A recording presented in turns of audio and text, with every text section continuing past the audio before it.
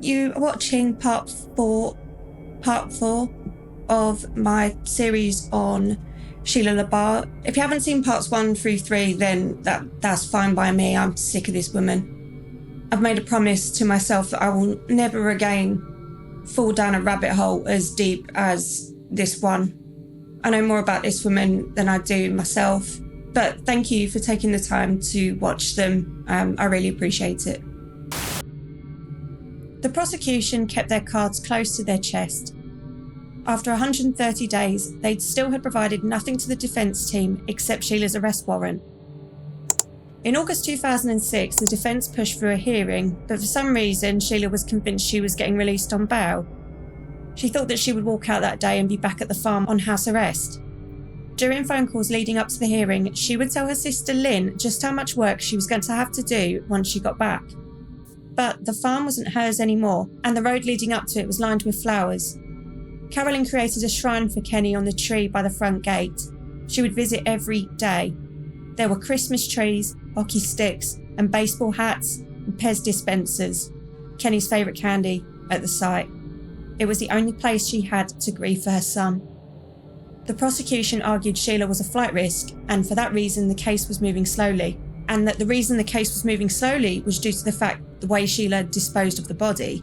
Therefore, it was Sheila's own fault that she was stuck waiting in jail. The defence argued that Sheila had every intention to return to answer the charges because she loved her animals. When the prosecution refuted this, Sheila stood up repeatedly, calling "Your Honour" over and over again, despite her attorneys hissing at her to sit back down. It seems that murder, dismemberment and burning a body was fine, but she drew the line when it came to her animals. Sheila was swiftly denied bail. In November 2007, the defence tried to have much of the evidence thrown out, arguing that the search of the property had been unconstitutional. But in January 2008, the judge released her 30-page decision denying the request, and the trial was set to begin in March of that year. In February 2008, Sheila changed her plea to not guilty by reason of insanity. In other words, it was an admission of guilt, except she denied any responsibility for her actions. She also stunned the court by admitting to killing Michael DeLoge, despite no charge being brought against her for his murder. Sheila apparently eyeballed the two victims' mothers throughout this hearing. So the insanity plea put the burden on the defence to make its case. The judge asked Sheila if she understood that this would make her accountable, but her defence would need to prove that she was legally insane and therefore not criminally responsible. Sheila replied, "I do, because I was." Sheila didn't have a very good time in county jail. Inmates would turn the TV up to maximum volume whenever a case was mentioned on the news, laughing so that she could hear it down the hall. Sheila became fixated on her cellmates stealing from her. She would demand to the corrections officers that they punish the inmates, and when that didn't happen, like her usual strategy, she went up the chain of command. But the guards were not empathetic to Sheila's tantrums, and basically nobody cared. She hated being told what to do. Her defiance only alienated her more from the others. One day when Sheila was watching TV, off her swede on tranquilizers, an inmate skipped up behind her and punched her in the back of the head. But instead of fighting back, Sheila curled up and let the group of inmates kick and punch her. She wrote to newspapers and TV stations claiming she was being mistreated by the police and the jail. She was very upset that she wasn't allowed to wear her necklace with a cross pendant. One day, on the phone to Lynn mentioned she'd heard something about a plea case. Lynn heard Sheila change down the phone and screamed, "There will be no plea bargaining in my case because I didn't do anything," before hanging up. The farm had become a place of morbid curiosity and was taken over by teens who went up there to scare each other and drink. Sheila continued to write to newspapers and TV stations, proclaiming her innocence and complaining about her mistreatment. She said she intended to sue the jail. She talks of how she missed her rabbits after finding out Pam had publicly turned against her and given the 2 remaining living rabbits away. In May 2008, the jury was selected. The first order of business was a visit to the farm and the Walmart where Kenny was last seen alive, so that the jury could immerse themselves in the scene. Sheila was granted permission to attend with them on the condition that she wore a stun belt. If she tried to abscond, the deputies would give her an electric shock. She wasn't happy about this, and eventually it was agreed she could attend, but she had to be shackled.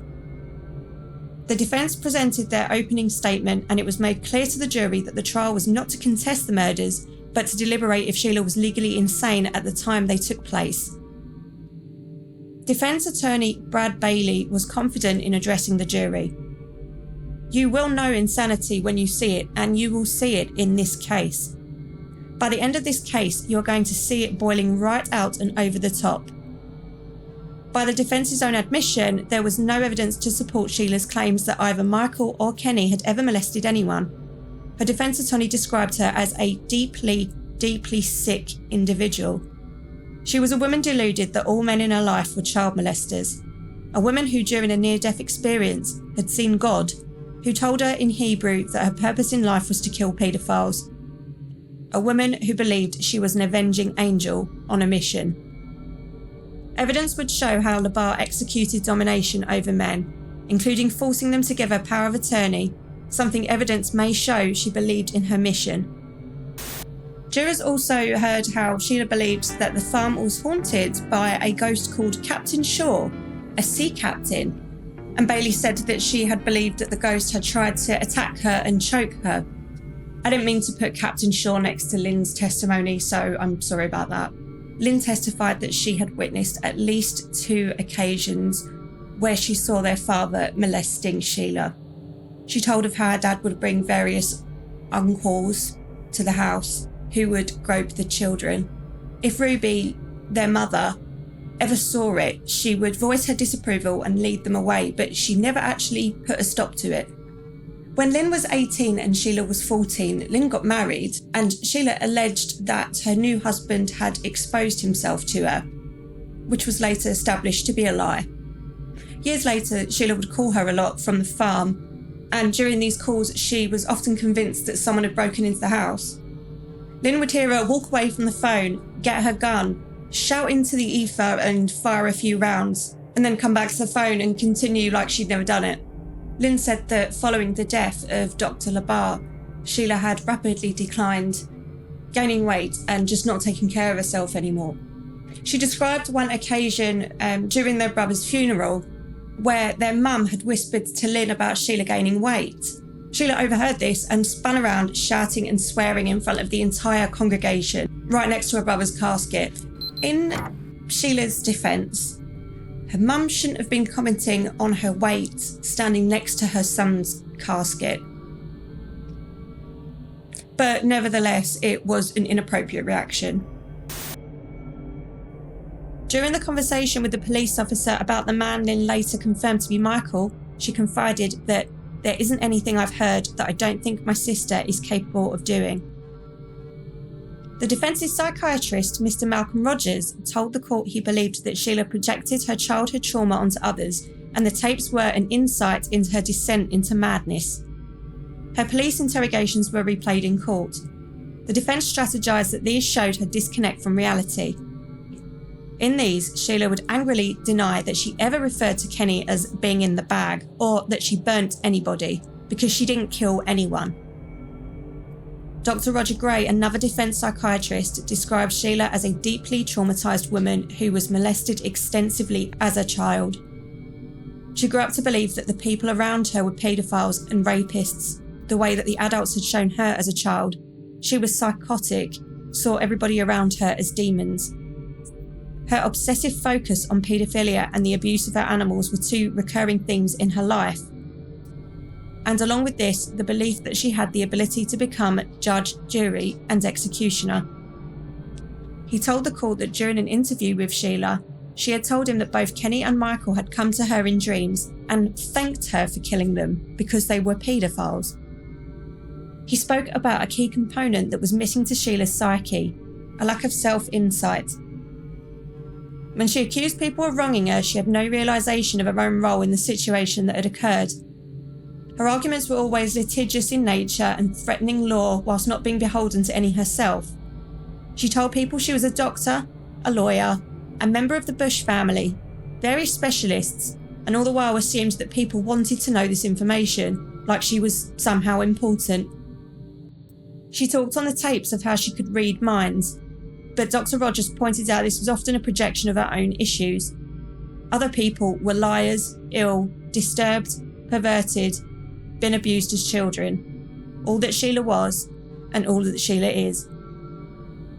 Dr. Rogers' impression was that Sheila LaBarre had schizophrenic affective disorder or a delusional disorder. Her obsession with paedophilia is one symptom of these disorders. It was a concern and focus more than just a preoccupation. It became a belief that was unrealistic. That's part of the definition of what a delusion is. He ended his testimony by telling the jury that Sheila was the most profoundly disturbed individual he had ever met. But the burden of proof lay with the defence to prove LaBarre was insane at the time of the two murders, and they believed that they had done so. The defence rested their case. The prosecution agreed Sheila was mentally ill, but not insane. Actions the defendant took after each killing would make it clear that she knew what she was doing, and she knew it was wrong. She destroyed the evidence, burned them, sifted their ashes, and lied about their whereabouts. She'd also altered her appearance following the arrest warrant, another act designed to purposely avoid detection, therefore proving that Sheila was in control of her actions. Sheila was abrasive, but still behaved perfectly rational for much of the time, maintaining a business, shopping, and paying bills. Sheila had a personality disorder with a trait of intense hypersexuality. She was violent, manipulative, seductive, controlling, and knew exactly what she was doing. She deliberately set out to find partners that were vulnerable and mentally debilitated. A total of 330 audio tapes made between 1990 and 2006 were recovered from the farm. She was fixated on recording her conversations with others, including the conversations with the men that she spoke to on the telephone dating lines. She would often ask the men if they'd ever been abused as children, or if they'd ever thought about molesting children. She talks about adopting children, both male and female, for sexual purposes. She wanted to get young boys at a young age and shape them. That is an entirely too grim thing for me to have to say today. And it's not over. She'd asked the men if they ever had homosexual fantasies. She once flirted with a man and told him that she was a black widow and she could devour him. Can you imagine her doing that in her southern accent? Actually, don't imagine that. She usually chose men who sounded meek and submissive, deleting the more confident messages that she received.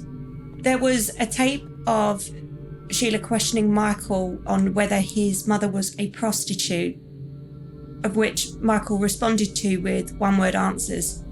We're going to call her by her last name for a bit because she doesn't deserve to be called by her first name at the moment. Or ever. So, LaBarre repeatedly asked Michael whether he had molested young girls and if he was sexually aroused by them. And at the end of the tape, accused him of killing her rabbits. And it was at this bit, the killing her rabbits bit, that Sheila wailed and collapsed on the table, and court would be adjourned for the day. All in all, it took 5 days for the court to hear all of the tapes. In them, LaBarre frequently made references to killing the men that she was speaking to at the time. In one, she described how she put Kenny in a citizen's arrest and held him at gunpoint, telling the tape that he was dangerous and she'd have to kill him in self-defence. There were tapes played of Sheila on the phone to various social workers, trying to convince them that Kenny's mother, Carolyn, was a child molester and was an alcoholic that sedated her children. She tied children up with cords. There was also a story that she told them of how Carolyn had put a carrot up Kenny's bum when he was young. It's not funny. It was all Carolyn's fault that Kenny had become a sexual sadist and asked Sheila to flog him with a belt. One tape said, "I'm extremely upset and extremely angry with Kenneth County, and as a justice of the state of New Hampshire, I make a motion that he be brought before a grand jury in the state of Massachusetts and indicted on charges. He has admitted to, quote, fucking, unquote, Carolyn Lodge, his own natural mother. He has admitted to shooting his cum inside her pussy. He has let her, quote, suck his dick, unquote, and she swallowed his cum too many times to count. In others, she was heard telling Kenny that she wished his mother would be murdered, saying, "Your mother is going to learn real quick not to fuck with me. I will torture her." Another tape was played of Sheila arguing with Bill at his practice. In this, she demanded Bill and Ed get rid of their secretary. When Bill stood his ground, she flew into a rage, screaming at him, "I'll cut your hands off!" And then, "I want you to hold your hands up in front of you and look at them. And I want you to decide if you want to live or die." The prosecution disagreed with the defence that this indicated Sheila's insanity. Instead, they suggested she might just be really mean. In one tape, her sister Lynn's husband was a paedophile. In another tape, she'd called a bar to complain a patron there had grabbed her breast. By the end of the recording, she was talking about how she didn't want her husband, Wayne, hanging at the bar, and that she had power of attorney over him, and that she was an immigration specialist. I've been setting up to record this all day. And apparently I will do anything possible to procrastinate.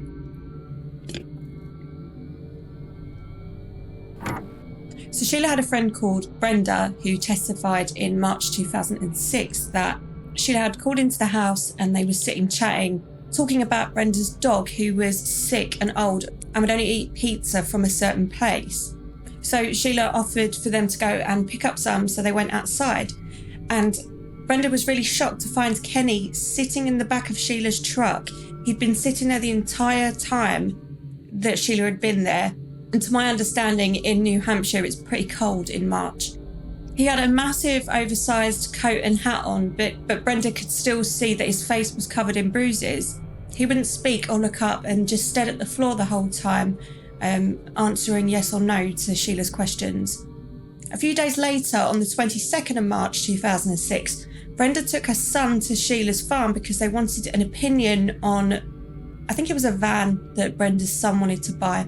So when they'd got to the farm, Sheila apologised about the smell and said that she was burning rubbish. Trash! So after they looked at the van, or whatever it was, they went back to Brenda's for a drink, where Sheila was doing shots and ranting about something that had happened in Walmart recently and that she was going to sue them. And when she was talking about it, she did a shot and slammed the glass back onto the table so hard that it shattered.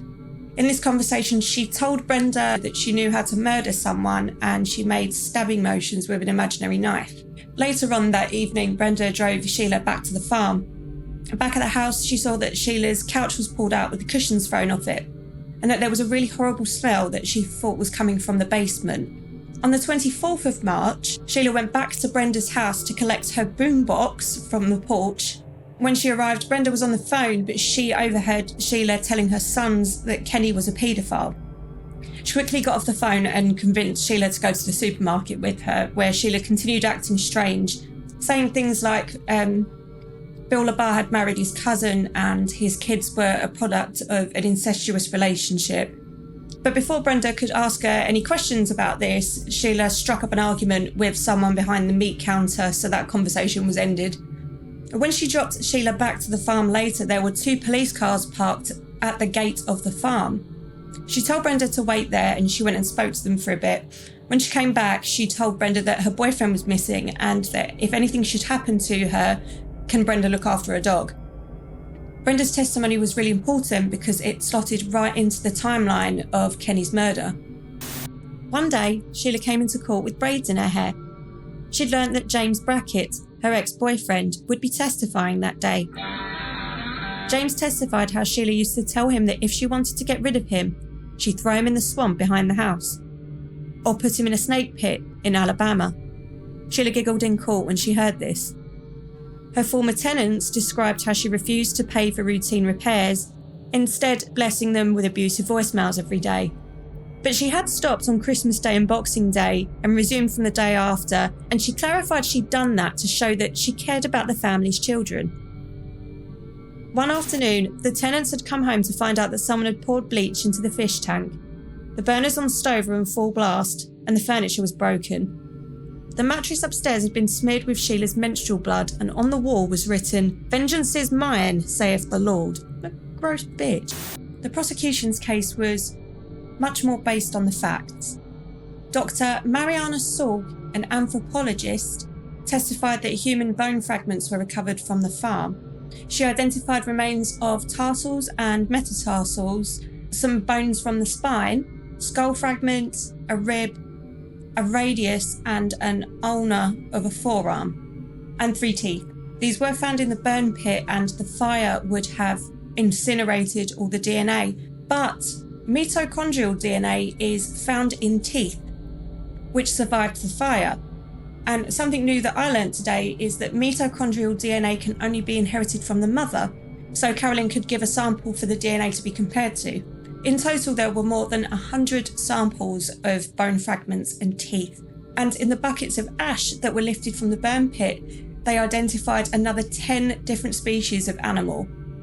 Kenny's dad, Kenneth Sr., testified that Kenny had never smoked in his life, which was very important because a high concentration of nicotine was found in Kenny's blood.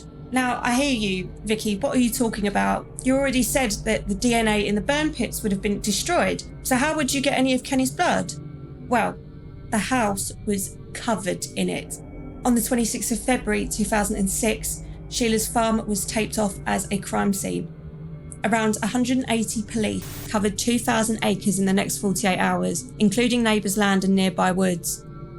The forensics team spent several days combing through every inch of the building's squalid conditions. Hundreds of blood samples were taken, the largest pool of blood from a chair sat at the bottom of the stairwell. Some of the stains were covered in dust, and they had been there long before Sheila had met Kenny. In the dining room, in a cupboard, a knife was found covered in dark red stains. Several notebooks were found. Sheila journaled for most of her whole adult life. They were full of drawings and poems. On a page dated July 2005, there was a drawing of a horizontal body with the following written next to it. 110 pounds, 5'4", incinerated, burned, ashes, flushed, scatter, water, bury, sea, shovel, private, pilot, helicopter, boat, death. This word had been circled. Torch. On the page over were notes referring to a biblical passage. Daniel 3, the fiery furnace. Hotel furnace, crematoriums, 4,000 Fahrenheit. A detective looked up a 3rd chapter of Daniel in the Old Testament of the Bible and found a passage on the deliverance from the fiery furnace. In this told a story of 3 Hebrews that refused to denounce their faith in God for the gods of Babylon, and so were thrown by soldiers into the furnace. They saw that the fire had not harmed their bodies, nor was a hair of their heads singed. Their robes were not scorched, and there was no smell of fire on them. Daniel 3:27. The 3 men had walked away unharmed. Prosecutors wondered if Sheila had seen the burn pits as some kind of test of faith. There were boxes all over the floor. Blood spray was visible on the kitchen cabinets, on the wood stove, and the floor. There was blood on the ceiling by the cabinet. There was a bloody heel print on the floor by the stove. In the living room where Kenny would sleep on a mattress on the floor, there were blood sprayed 3 foot high and 6 foot across on the wall, next to the empty space where the mattress had been. The heating vent next to the mattress was covered in blood droplets and a putrid smell coming from it. On investigation, there was found to be vomit in the heating vent. Blood spatter continued along the wall of the living room, from the walkway in the dining room back to the kitchen. The 1st floor bedroom was in shambles. There was a blood-spattered cardboard box containing a strangely worded lasting power of attorney from Kenny, permitting Sheila to receive his mail, sign checks on his behalf, speak for him in court, deal with any business or personal matters for him. It said, "I trust Sheila and feel completely safe and secure in her presence." A statement followed that Sheila had a legally taped recording of him and to please take it seriously when received.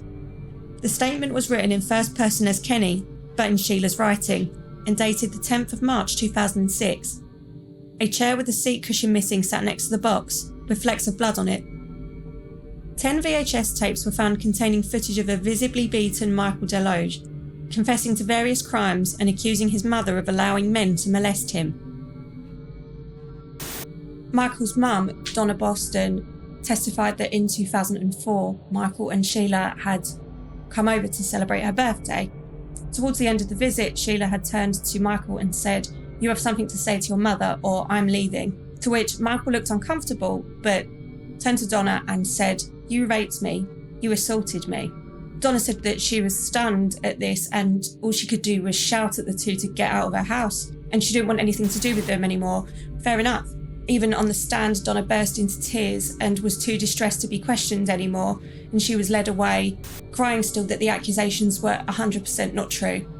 There were recordings of Sheila and Michael uncovered, of Sheila accusing him of molesting the children that he used to babysit. The court heard a sick recording of Sheila pretending to be a little girl, asking Michael if he stuck his cock in her. She then forced him to admit that he'd punched holes in the walls and abused her rabbits by fisting them. Punching holes in the wall, fisting rabbits. He admitted that he'd worshipped the devil back in Connecticut and killed his family pets. She also asked him if he got an erection when he saw lesbians kiss. Two former farmhands testified that they used to see Sheila beating Michael all the time, shouting baseless accusations at him. He would have gouges on his face and scabbed over injuries were constantly being reopened. She stubbed out cigarettes on his body and he had visible scars all over his back. After a while, he started to appear weaker and he developed an unhealthy greenish tinge to his skin.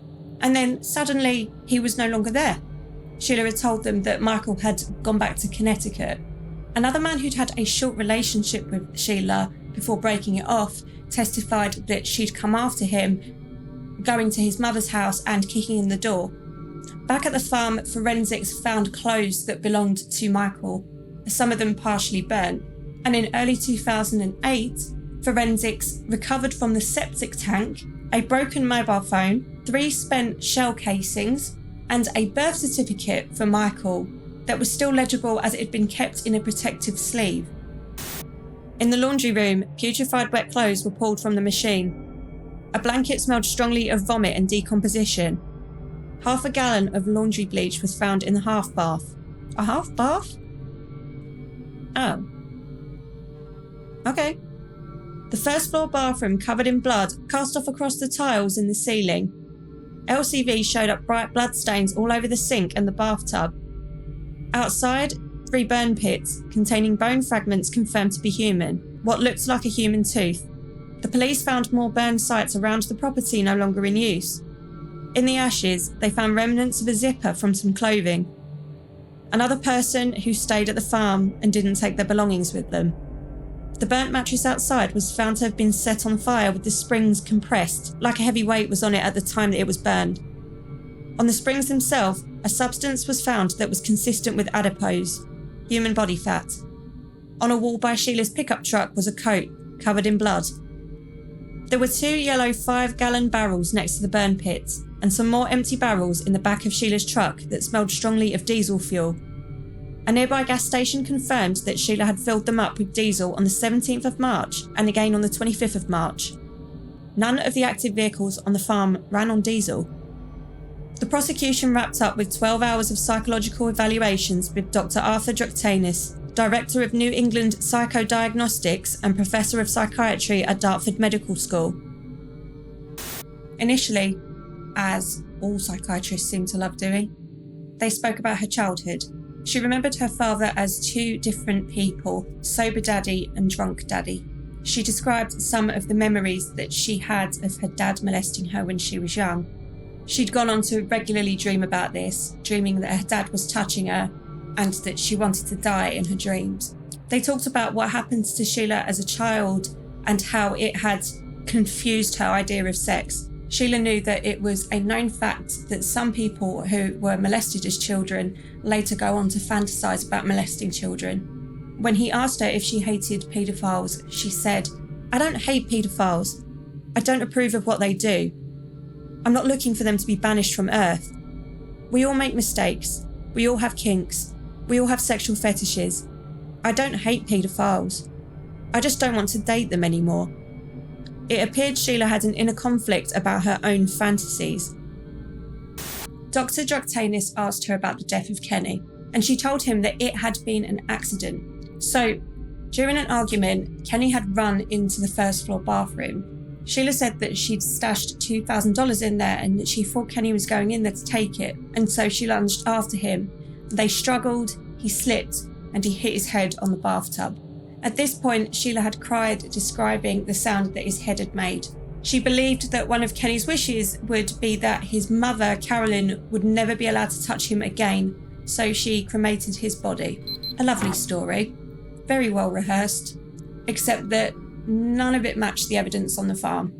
And it transpired that she had told her attorneys a completely different version of the story, telling them that she had caved Kenny's head in with a sledgehammer while he slept on the mattress in the living room. In a panic, she realised what she'd done and plunged a pen into his neck to give him an emergency tracheotomy. For what reason, I still can't work out. And she tried to jam a straw into the hole, but then she realised that Kenny was already dead. Logical, Sheila. Makes sense. Okay. However, the blood spatter on the wall suggested that he'd been struck at a much higher height than if he were laid down on the mattress, so that version of the story didn't match the evidence either. Now, Sheila would refuse to discuss Michael until charges were formally brought against her. She admitted that when she whipped Michael during sex, she would think about things and get angry, and it would make her whip him harder and harder.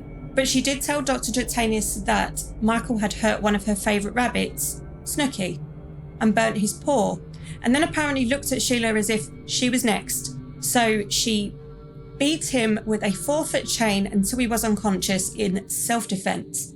After Sheila had tended to the rabbit, Michael regained consciousness, and Sheila brought him into the house and put him on the couch. She offered to get professional help, but according to her, Michael said that he trusted her nursing abilities and told her that he deserved to die. He'd confessed animal abuse to her and told her that he deserved it. She said that he'd taken several weeks to die. Except the evidence didn't match that story either. Dr. Drutanis summed up his time with Sheila in court. He mentioned that every question he'd ask her, she would sexualise it. He tried to ask her if she and Kenny had ever hit each other in anger, specifically in a non-sexual way, and Sheila had replied back to him, "Oh, you mean spankings?" He did not believe that Sheila lived in a world of fantasy, and she did not believe that she was on a mission from God to kill paedophiles. Every witness that had ever been brought up during questioning, Sheila had a list of flaws for. Some were allegedly mental, some were crackheads, but every single one of them told lies about her. Every single one. It was everybody else and not her. She believed that she was an angel. She had constant sexual urges and fantasies that are beyond the norm. It's all wrapped up in the defendant's need to control men, dominate them, and humiliate them, and at the same time derive sexual satisfaction out of it. It gave her an excuse to kill them because she's sadistic, and that's what her aim was, to be sadistic. He agreed Sheila was mentally ill, but not insane, and she did not have delusions that compelled her to murder. When Dr. Drutanis suggested she might have abused the animals herself, Sheila switched in court, shouting, "I didn't harm my animals! I didn't kill any of my animals! You're being paid to say that!" and was dragged out of the courtroom. He testified, "Miss LaBarre suffers from a mood disorder, which may include some psychotic features. She also had signs of paraphilia, a sexual disorder, and signs of a personality disorder, both paranoid and borderline." Dr. Drutanis firmly repeated his opinion that Sheila was sane when she committed both murders. At the closing arguments, a large crowd waited in the court but were informed that once court was in session, it would be closed. The two mothers of the victims, Carolyn and Donna, stood together and hugged each other. Sheila was brought into court in a jumpsuit and sat down, looking over her shoulder at the two. Carolyn pretended to scratch her nose as Sheila stared, and slyly slipped a middle finger at her. The cameras didn't catch it, but they did catch Sheila's face reacting into a frown. Sheila glared around the crowd. The prosecution began closing arguments. Prosecutor James Belletti explained how there was little evidence to prove Sheila was insane. He brought out a metal screen and showed the court. Sheila had used this to sift through the ashes of Kenny. He explained how with this, Sheila tried to get rid of any evidence of a body. She deliberately attempted to conceal both murders and destroy the evidence. The killings of Kenneth County and Michael Deloge were the escalation of her pattern of choices to taunt, torment, and ultimately torture those people whom she chose to ensnare in her life. Defence experts gave convoluted and confusing explanations. The truth is much simpler. Those killings were the result of her perverse sexual desire and her uncontrolled violence gone too far. She taunted, tormented, and tortured both men as part of her sexual perversion. She lost control of her anger and her sexual lust, which is combined for her, and she killed them. She is a predator of vulnerable men. She is a black widow, and she should be held criminally responsible for these murders. She admits to arousal when thinking of paedophilia and incest, that she got these men aroused by flogging them. That is her sexual disorder. Both of these men were the object of her sexual desire. As we now know, it was a perverse sexual desire involving sadomasochistic sex and torture from which she derived sexual pleasure. It is very likely she lost control of her anger and lust, and she killed them. Clear and convincing evidence of insanity? Folks, this isn't even close. This woman is not insane. She's evil, sadistic, violent, and she is playing the system. Hold her responsible, because she is guilty. The defence summed up their arguments last. Jeffrey Denner, Sheila's attorney, took some time to place photos of the burn pits, the farm, and the last photo of Kenny in Walmart in front of the jury. Sheila LaBarre is crazy.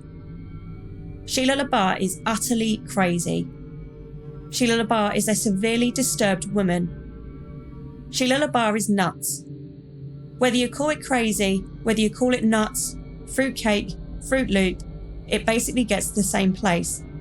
She is a deeply troubled human being and has been deeply troubled for a long time. Almost everyone who's met her knows that.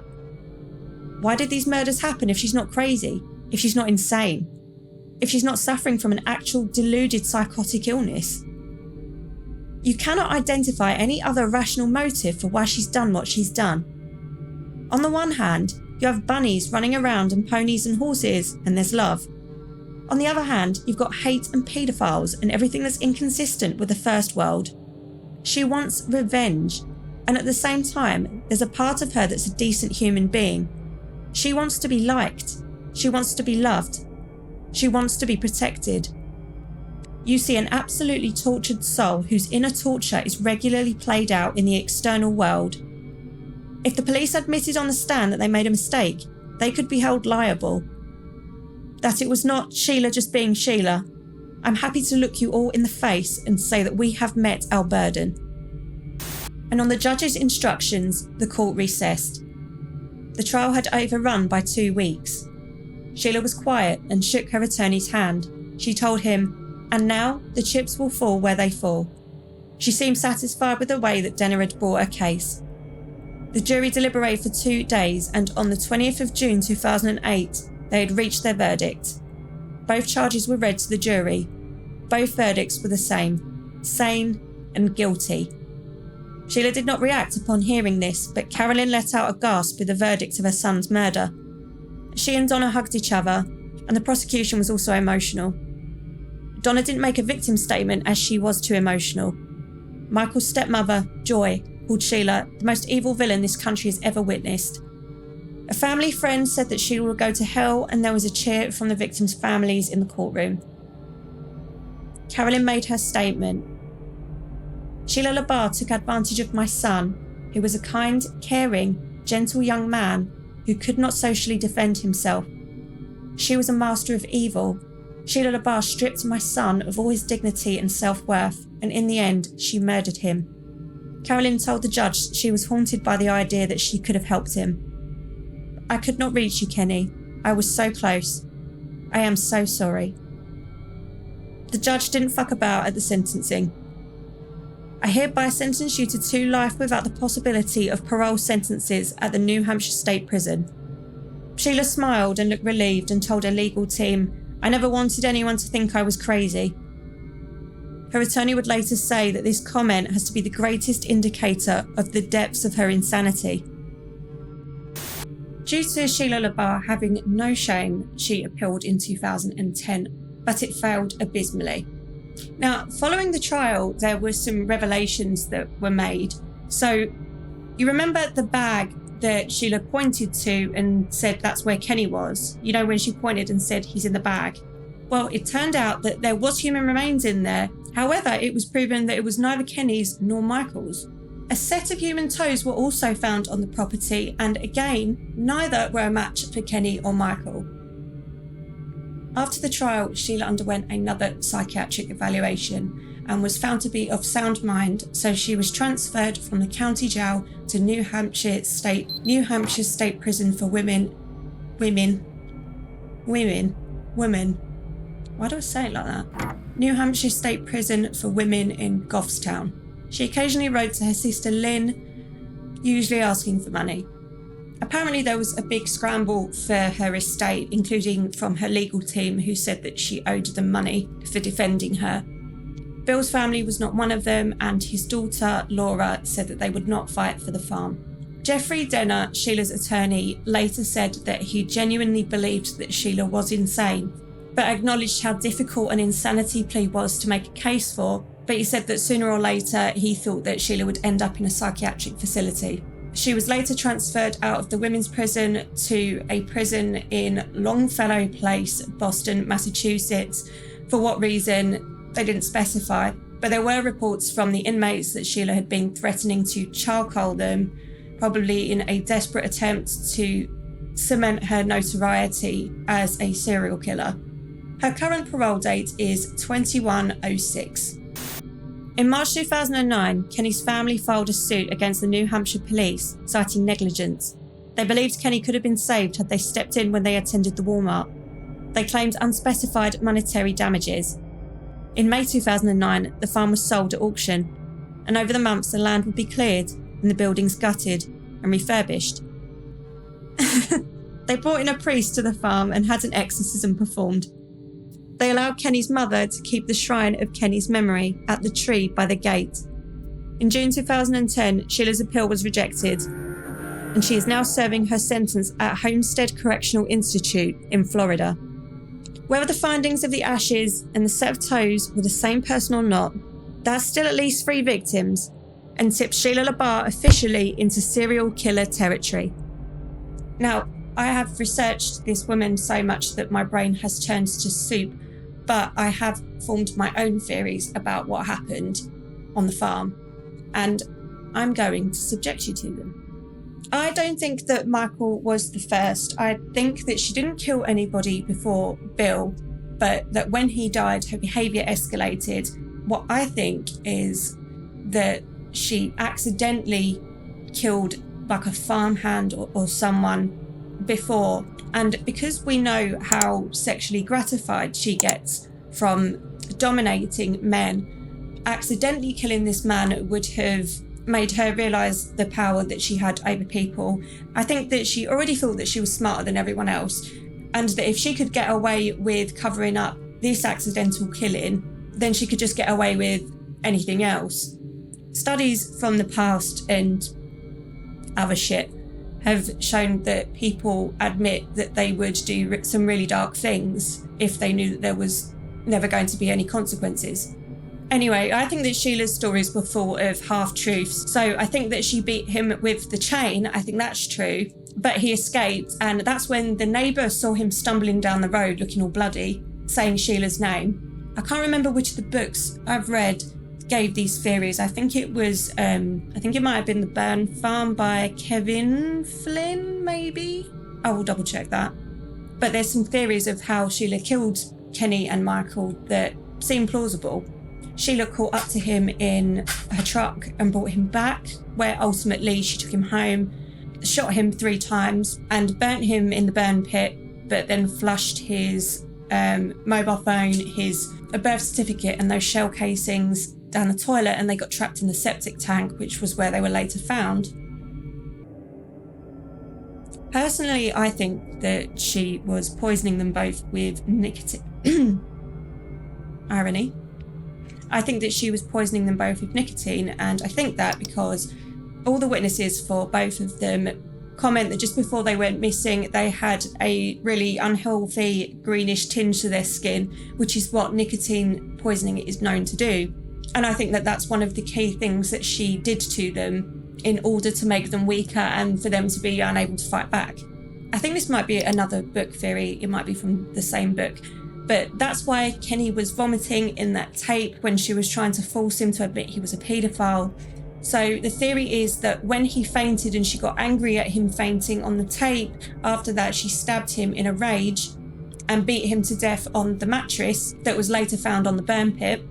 She'd realised that she had recorded herself attacking Kenny, so she called the police station at 1 a.m. and played the tape down the phone, stopping it at the point just before she attacked him. She rolled Kenny up in a blanket and took him down to the basement, and then probably didn't want to deal with it for a couple of days, because who would want to? I think that's the only human part I can really understand about this case. But that would have been why she spent so much time at Brenda's for those few days. But it's a dead body, and dead bodies are known to start to rot, so she would have to return back soon enough before the police come looking for him. And that was the smell that Brenda had commented on when she dropped Sheila back off to the farm. She came back and dismembered him and burned him in the burn pit, along with the mattress and the tape that she played down the phone to the police officer. Can't really account for the little crucifixes that were around these burn pits. But when the police arrived on the morning where they found her covered in soot, she'd spent that night sifting the bones from the ashes and flushing them down the toilet, which was what the ashes in the bag were. But the police had arrived at the farm before she'd finished getting rid of the evidence, leading her to be caught. To this day, Carolyn posts messages on Kenny's online memorial that are filled with emotion and are gut-wrenching to read.